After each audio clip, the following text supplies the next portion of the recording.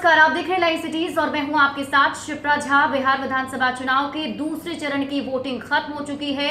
मतदाता ने सभी प्रत्याशियों की किस्मत का फैसला कर दिया है और आज सुबह से ही लाइव सिटीज आपको हर एक छोटी उससे बड़ी खबर जो है चुनाव से जुड़ी आपको बता रहा है। हर वो तस्वीर में हम आपको दिखा रहे थे, हर बूथों की तस्वीर दिखा रहे थे कि वहां पर क्या हालात दिख रहे हैं। और सबसे अच्छी तस्वीर जो आज देखने को मिली वो ये कि मतदाता काफी ज्यादा उत्साहित थे। आप यूं कह सकते हैं कि कोरोना पर उनका उत्साह भारी पड़ रहा था। तो अब हम हर एक विधानसभा सीट पर बातचीत करेंगे, उन विधानसभा सीटों पर बातचीत करेंगे जो काफी ज्यादा महत्वपूर्ण रहे, जिनका हाल आप भी जानना चाहते हैं। सबसे पहले शुरुआत राघोपुर विधानसभा सीट से करेंगे और इस पर चर्चा करने के लिए मेरे साथ सीनियर जर्नलिस्ट ज्ञानेश्वर हैं।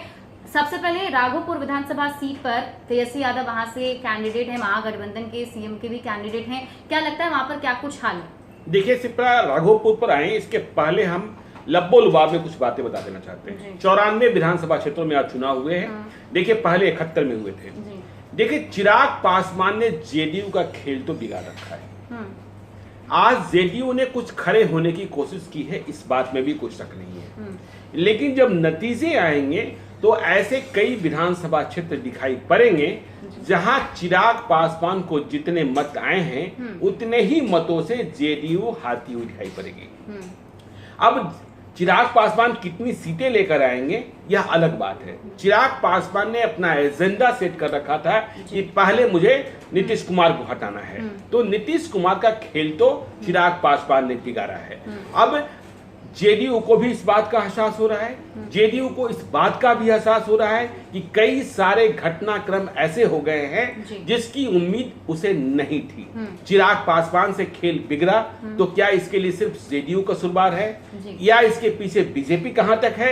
इन तमाम चीजों पर, क्योंकि दूसरे चरण का चुनाव खत्म हो चुका है, बस एक चरण बचा है, मंथन शुरू हो गया है, राजनीतिक मंथन। क्योंकि आगे सरकार की तस्वीर क्या बनती है यह भी देखा जाना है। बात की आप राघोपुर ने, तो राघोपुर बिहार की सबसे हॉट सीट, क्योंकि देखिए नीतीश कुमार चुनाव नहीं लड़ते हैं, सुशील कुमार मोदी चुनाव नहीं लड़ते हैं, नेता प्रतिपक्ष जो महागठबंधन में मुख्यमंत्री पद की उम्मीदवार हैं तेजस्वी यादव राघोपुर से चुनाव लड़ रहे हैं। राघोपुर से मौजूदा विधायक भी हैं। तो राघोपुर से आज दिन में समरीन गई थी, ऋषि गए थे वहां, तो राघोपुर का फीडबैक ये है कि तेजस्वी यादव को स्पष्ट बढ़त है। मतलब वे कंफर्ट जोन में हैं, बहुत चिंता करने की बात उन्हें नहीं है। राघोपुर उनके लिए सुरक्षित होता दिखता है। बिल्कुल। और ठीक उसके बाद उन्हीं के भाई की बात कर लेते हैं, हसनपुर। हसनपुर की बात कर रहे हैं। देखिए हसनपुर में भी लड़ाई लग रही थी, कठिन है। पहले तेज प्रताप यादव के लिए, तेज प्रताप यादव महुआ छोड़कर गए हसनपुर, समस्तीपुर के हसनपुर में, लेकिन आज जब मतदान हुआ है तो तेज प्रताप यादव भी प्रसन्न हो रहे होंगे कि सब कुछ ठीक ठाक है, ठीक है ना, ऑल इज वेल, वे महसूस कर सकते हैं। यानी कि दोनों भाई जो हैं अपने सही पोजीशन पर दिखाई दे रहे हैं। बिल्कुल। आगे बात करते हैं गोविंदगंज विधानसभा से। देखिए हम महत्वपूर्ण विधानसभा क्षेत्रों की बात कर रहे हैं 94 में से, और जिनके फीडबैक हमारे पास हैं। गोविंदगंज में देखिए बीजेपी की लड़ाई हुई है, वहां एलजेपी के राजू तिवारी जो राजन तिवारी के भाई हैं, मौजूदा विधायक हैं, उनके साथ लड़ाई हुई है, और साथ में ब्रजेश पांडे कांग्रेस के महागठबंधन की बात, तो यहाँ ट्रायंगुलर लड़ाई है। देखिए अब ये देखना ये है कि कौन सा उम्मीदवार, जो तीसरा उम्मीदवार होगा, किसका मत अधिक काट ले गया, उसी से नतीजा सामने आ जाएगा। बिल्कुल। और लिस्ट जो है थोड़ी लंबी है, इसलिए एक एक करके जल्दी जल्दी हम उन सभी सीटों पर बात करेंगे। अगली सीट है केसरिया। केसरिया, देखिए केसरिया में क्या हुआ, केसरिया में कई सारे उम्मीदवार खड़े हो गए। एनडीए ने, मतलब जेडीयू ने शालिनी मिश्रा को उतारा, सामने से एलजेपी ने रामशरण यादव को उतार दिया, पुराने भाजपाई थे, और कहा जा रहा है कि राधा मोहन सिंह ने भी उन्हें बैक किया। राधा मोहन सिंह के बेटे ने तो पोस्ट लिख दिया था, ठीक है। वहां आरजेडी ने भी उम्मीदवार बदला, तो जो मौजूदा विधायक थे आरजेडी की वे भी चुनाव मैदान में आ गए, तो वहां वोटों का बंदरबाट हुआ है। देखिए जेडीयू के हेवीवेट नेता थे राजपूतों के दृष्टिकोण से महेश्वर सिंह, जब उन्हें टिकट नहीं मिला तो वे एलजेपी का टिकट लेने की कोशिश किए, वहां से भी नहीं मिला तो भी चुनाव मैदान में आ गए, रालोसपा से शायद आ गए थे। तो यहाँ वोटों का बंदरबाट हुआ है, देखना होगा कौन किसका वोट, लेकिन सब की लड़ाई यहाँ शालिनी मिश्रा से रही है जी। और अगली सीट है शिवहर। शिवहर, मतलब शिवहर की आप बात कर रहे हैं, वहां आनंद मोहन के बेटे चेतन आनंद चुनाव लड़ रहे थे, नई राजनीतिक पारी शुरू कर रहे हैं, सामने सैफुद्दीन थे, तो यहाँ चेतन आनंद थोड़ा सा एज लिए हुए दिखते हैं। जी, आगे बात करेंगे मधुबनी विधानसभा सीट की। देखिए मधुबनी में सीधा मुकाबला हुआ है समीर महासेठ आरजेडी के उम्मीदवार, मौजूदा विधायक महागठबंधन के, और सुमन महासेठ बीआईपी के उम्मीदवार। तो समीर महासेठ को राजद का उम्मीदवार होने का फायदा मिला है। सुमन महासेठ को थोड़ा सा नुकसान हुआ है कि वे बीजेपी और जेडी के उम्मीदवार नहीं थे, बीआईपी के उम्मीदवार थे। सुमन महासेठ का तंत्र भी थोड़ा सा कमजोर दिखा है। और तो नतीजा यहाँ देखिए, यहाँ एलजेपी से भी उम्मीदवार थे अरविंद पूर्वे, लेकिन लड़ाई हो गई है आमने सामने की।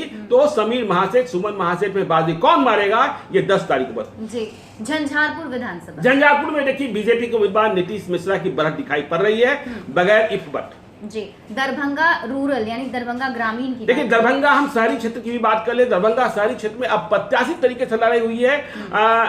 शराबकी के बीच में संजय शराबकी बीजेपी के उम्मीदवार और महागठबंधन से अमरनाथ गामी के बीच उम्मीदवार। क्लोज फाइट है, समझे ना, कुछ भी हो सकता है। लेकिन अंतिम समय में संजय शराबकी ने क्लोज फाइट को थोड़ी सी दूरी का फाइट बनाने की कोशिश की है, लेकिन यहां मुकाबला भी तगड़ा हुआ है। अब बात कर रही थी दरभंगा ग्रामीण की। दरभंगा ग्रामीण देखिए लगातार जीतते आ रहे ललित यादव महागठबंधन के उम्मीदवार, राजद के उम्मीदवार, और यहां से इस बार जेडीयू ने फराज फातमी को चुनाव मैदान में उतारा, जो अली असरफ फातमी के बेटे हैं। लेकिन यहां से चौंकाने वाली खबर आई कि अंतिम घंटों में देखिए फराज फातमी को जेडीयू मतलब जेडीयू और बीजेपी के उम्मीदवार हैं कि अंतिम घंटों में उन्हें मुसलमानों का कुछ वोट भी मिल गया, स्वयं मुसलमान हैं, तो इसलिए चिंता थोड़ी बढ़ जाती है ललित यादव की। कांटी विधानसभा सीट, कांटी में देखिए टेंगलोर फाइट हो गया। अच्छा। देखिए वहां अजीत कुमार ने क्या गुल खिलाया है, कितना वोट ले गए हैं, यह देखने वाली बात होगी, इसी से नतीजा सामने आएगा। आगे है साहिबगंज विधानसभा। साहिबगंज में देखिए मुकेश सहनी की पार्टी बीआईपी की यदि उम्मीद कहीं से है तो साहिबगंज में है राजू सिंह। कुछ भी कर सकते हैं, हो सकता है विधानसभा पहुंच जाए।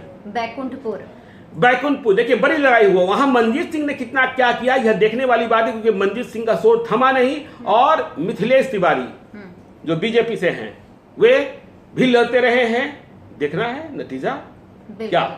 आगे कुचाईकोट विधानसभा सीट। कुचाईकोट काली पांडे कांग्रेस लोजपा से छोड़कर आए, बनाम पप्पू पांडे, दो दबंग की लड़ाई, ठीक है ना।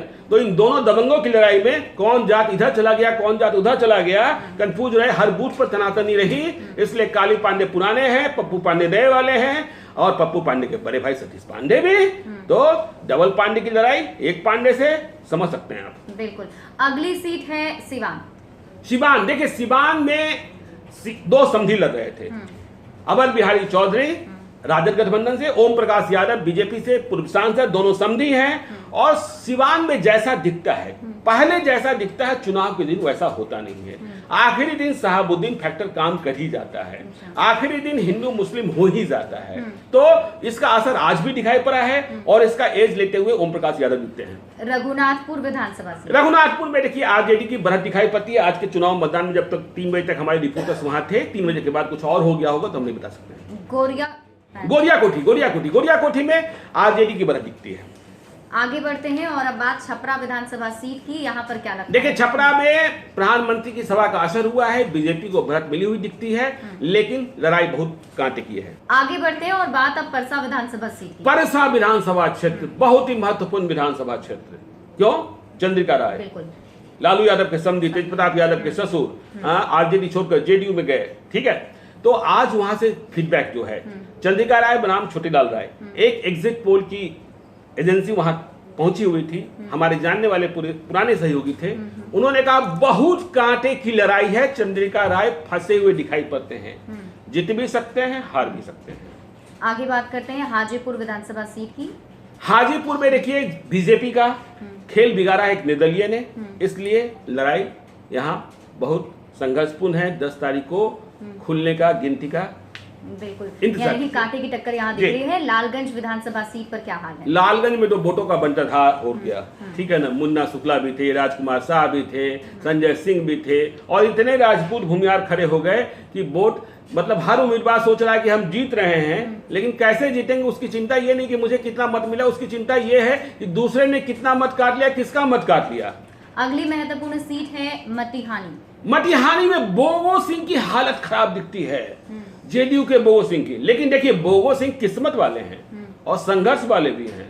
भोगो सिंह यदि मतिहानी में हार जाते हैं, आज हल्ला हल्ला हल्ला, देखिए बेगूसराय में हल्ला बहुत हो रहा है, बेगूसराय जिले का, ठीक, तो वहां राजकुमार सिंह, कामदेव सिंह वाले परिवार वाले, तो हल्ला हल्ला बहुत है। भोगो सिंह कल रात में पुलिस के हत्थे भी चढ़ गए थे पैसा बांटने में, तो बहुत हल्ला है। भोगो सिंह का भविष्य अच्छा कि बुरा 10 तारीख को बेगूसराय विधानसभा, बेगूसराय में देखिए अमिता भूषण पहले से सुधरी, देखिए जीती हुई है। जितना हल्ला था देखिए वहां स्थानीय लोगों ने अमिता भूषण का साथ दिया है, ऐसा प्रतीत हो रहा है। और खगड़िया पर क्या लगता है? खगड़िया में देखिए जेडीयू की पूनम यादव हैं जो थोड़ी बढ़त ली हुई दिखाई पड़ती है। और वहीं भागलपुर की बात कर ली जाए, भागलपुर में ट्रायंगुलर फाइट हुआ है। देखिए भागलपुर में नींद हराम है, अजीत शर्मा की भी नींद हराम है और बीजेपी के रोहित पांडे की भी नींद हराम है, क्योंकि राजेश वर्मा लोजपा उम्मीदवार ने यहाँ खेल सबों का बिगाड़ रखा है। नतीजा क्या होगा किसी को नहीं पता। और नालंदा विधानसभा सीट, नालंदा में देखिए श्रवण कुमार हैं, नीतीश कुमार का गृह क्षेत्र है, बहुत सोचने की जरूरत नहीं है, कुछ भी हो आखिर में तो वही होता है। बिल्कुल। आगे बढ़ते हुए बात हरनौत विधानसभा, हरनौत नीतीश कुमार का गृह क्षेत्र, नीतीश कुमार का गृह क्षेत्र, इसी गांव इसी विधानसभा क्षेत्र के कल्याण बिघा में उनका पुश्तैनी घर है, तो हरनौत तो नीतीश कुमार को मिल ही जाएगा। बख्तियारपुर में लड़ाई फंस गई है भाजपा और जेडीयू की, भाजपा की सिटिंग सीट है, कुछ भी उलटफेर हो सकता है। और वही दिग्घा में चिंता बात इसलिए है, 3 तारा है, माले है, वोटिंग बहुत कम हुई, आपके सामने परसेंटेज होगा जी 33%। इसका मतलब मतदाता निकले नहीं है, मतदाता नहीं निकले हैं तो संजीव चौरसिया परेशानी में हो सकते हैं। वैसे शहर है इसलिए बीजेपी का जोर रहता है। वहीं बांकीपुर विधानसभा सीट पर क्या लगता है? बांकीपुर विधानसभा में नितिन नवीन को चुनाव जीत जाना चाहिए, इसमें कोई दिक्कत लगता नहीं। कुम्हरार में भी देखिए वोटिंग इतनी कम हुई है कि अरुण सिन्हा की हवाइयां उड़ी रहेंगी। बस उन्हें इस बात का इंतजार होगा कि पप्पू यादव की पार्टी के राजेश पप्पू और आरजेडी के जो भी उम्मीदवार थे उन दोनों ने लड़ाई लड़ी है, दोनों के बीच वोट बढ़ जाए, इसी सहारे, नहीं तो वे चुनाव हार गए थे। पटना साहिब में नंदकिशोर यादव फिर से जीत रहे हैं ऐसा लगता है। और आखिर में बात मनेर में भाई वीरेंद्र को बढ़त मिली हुई दिखती है, वोट पे झमाझम हुआ है, बढ़त मिली हुई दिखती है, तो ये हाल है। बिल्कुल। तो उम्मीद है कि हमने जो आज महत्वपूर्ण सीटों पर आपको जानकारी दी है वो आपको समझ में आ गया होगा और आप समझ चुके होंगे कि वहां पर क्या कुछ हालात हैं। हालांकि फाइनल रिजल्ट जो है वो 10 नवंबर को ही आएगा और तब तक के लिए हम सभी को भी इंतजार करना है। ज्यादा अपडेट के लिए आप जुड़े रहिए लाइव सीरीज के साथ। और अभी तक अगर आपने हमारा यूट्यूब चैनल सब्सक्राइब नहीं किया है तो सब्सक्राइब कर लीजिए। ये वीडियो अगर आप फेसबुक पेज पर देख रहे हैं तो पेज को लाइक कीजिए, साथ ही साथ आप हमें ट्विटर पर फॉलो करना मत भूलिएगा। धन्यवाद।